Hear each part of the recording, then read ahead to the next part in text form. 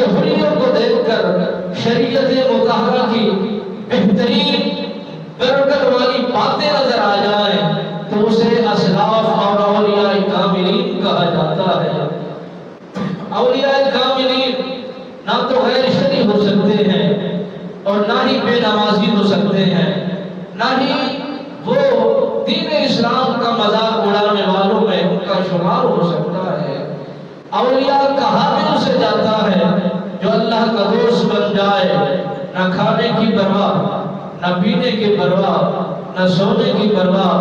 نہ دنیا کا غم، نہ دنیا کا خوف، نہ کسی مالدار کے دربار پر، نہ کسی دنیا دار کی چوکٹ پر جھولیاں پھیلا دیتے ہیں۔ انہیں ولی نہیں کہا جاتا،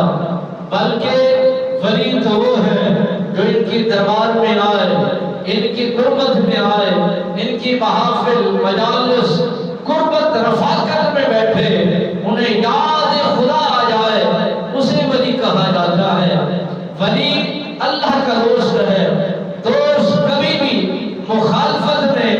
دوست کے مد مقابل نہیں آیا کرتا،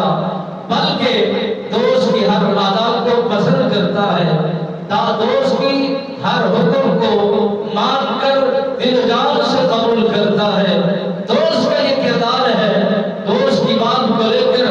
اپنی منصوبہ بندی کو ترک کر کے دوست پر آنچ نہیں آنے دیتا، مگر یہ تو خدا بھی ہے، بنانے والا بھی ہے، بھیجنے والا بھی ہے،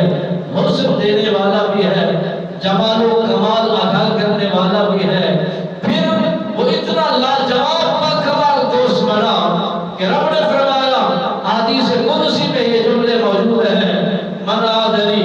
ولیا فقد آذنتہ للحرب، جو میرے ولی سے دشمنی کرے میں اس کے لیے خدا ہو کر اعلان جنگ کر رہا ہوں، میں خدا ہو کر میں اس کے لیے میں یہ جملے استعمال کر رہا ہوں۔ اگر کسی نے انہیں برا کہا، اس نے انہیں برا نہیں کہا، بلکہ جملوں کا رخ ہماری طرف منسوب ہوا۔ نبی اس وقت تک عمل کرتے ہیں جب رب کا پیغام جاری رہا، رب کے اصول آتے رہے، نبی پر وحی کا سلسلہ جاری رہا، مگر نبوت کا سلسلہ منقطع ہوا۔ اب وہی رشد و ہدایت کا سلسلہ اولیاء کاملین نے کرنا ہے، بتانا ہے کہ ایک ہی ذات جسے محمد مصطفیٰ احمد مجتبیٰ کہا جاتا ہے، یہی خدا کا محبوب ہے، یہی